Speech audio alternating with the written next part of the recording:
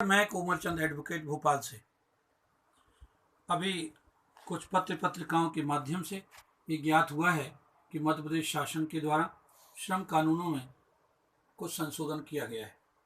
फौरी तौर से उसका अध्ययन करने के बाद ऐसा पता चला है कि कोरोना वायरस के चलते आर्थिक तंगी के कारण मध्य प्रदेश में खूब निवेश आए, उसके लिए श्रम कानून में संशोधन करने का प्रयास किया गया।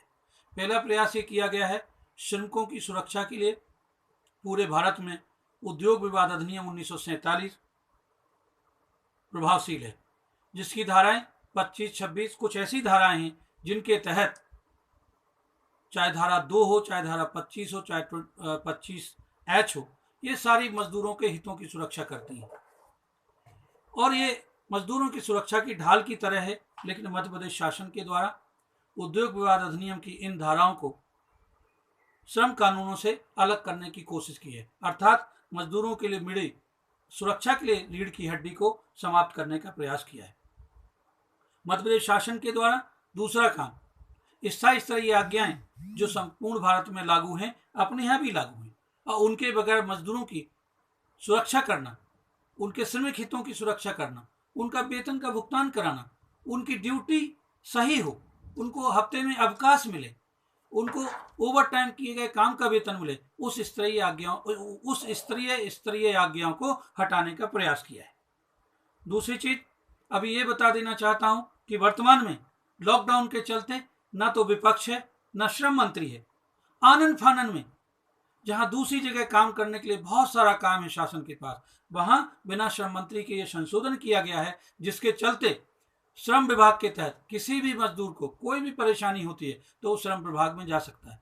श्रम विभाग की लेबर ऑफिसर तमाम सारी अथॉरिटियां श्रम निरीक्षक को भेज करके उसकी जांच कराती है।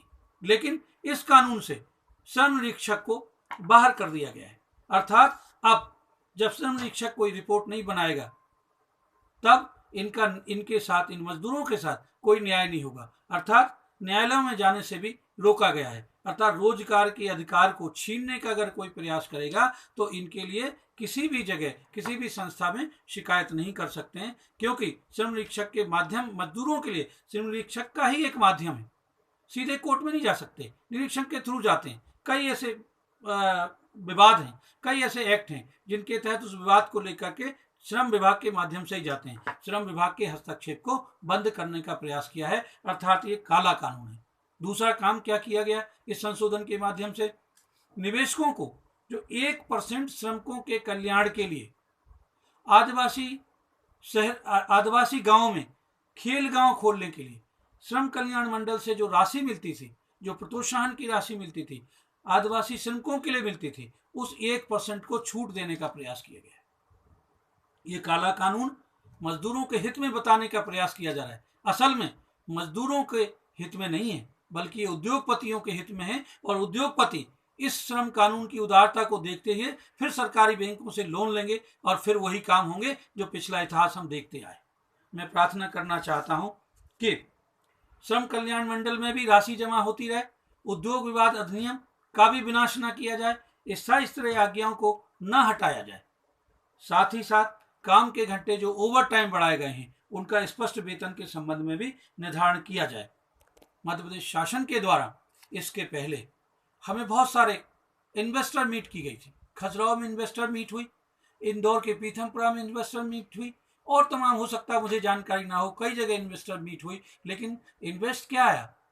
जब उस समय अच्छा खासा नोटबंदी के पहले इन्वेस्टमेंट नहीं आया, तो आज इन्वेस्टमेंट आना इस कोरोना के युग में जब पूरे वर्ल्ड में परेशानी आ सकता है, लेकिन इनकी घात प्रतिघात लगाए बैठी ये सरकार सिर्फ श्रमिकों को श्रम विरोधी कानून पास करने के लिए, जबकि ना तो यूनियन के जो लीडरान हैं, विभिन्न श्रमिक संघ हैं, उनको भरोसे में नहीं लिया, कर्मचारियों के जो नेता हैं उनको भरोसे में नहीं लिया और विपक्ष अभी नहीं है, विपक्ष को भी भरोसे में नहीं लिया, रातों रात ऑर्डिनेंस पास करने की कोशिश की है। ये भारतीय संविधान के आर्टिकल 21 के खिलाफ है, अर्थात जो बेसिक स्ट्रक्चर है, हमारे संविधान का जो मूलभूत ढांचा है, वो जब मौलिक अधिकार का उल्लंघन होता है तो मूलभूत ढांचे के साथ खिलवाड़ होता है।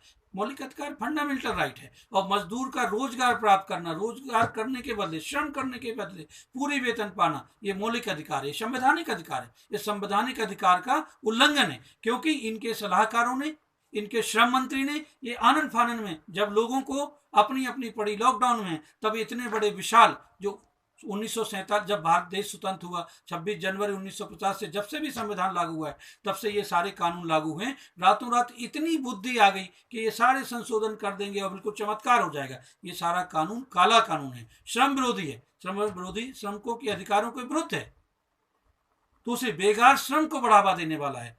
हम ये प्रार्थना करते हैं, इस वीडियो के माध्यम से मध्य प्रदेश शासन से प्रार्थना करते हैं कि इस कानून के दूरगामी परिणामों को देखते हुए, संविधान अनुसार न होने के कारण, श्रम विधियों के श्रमिकों के हित में न होने के कारण, दूरगामी दुष्परिणामों को देखते हुए इस संशोधन को वापस लेने की कृपा करें, वापस लेने की कृपा करें। जय हिंद, जय भारत। यदि वापस नहीं लिया जाता है तो मध्य प्रदेश का एक एक नागरिक इसका विरोध करेगा, वक्त आने पर इसका उत्तर देगा। जय हिंद, जय भारत।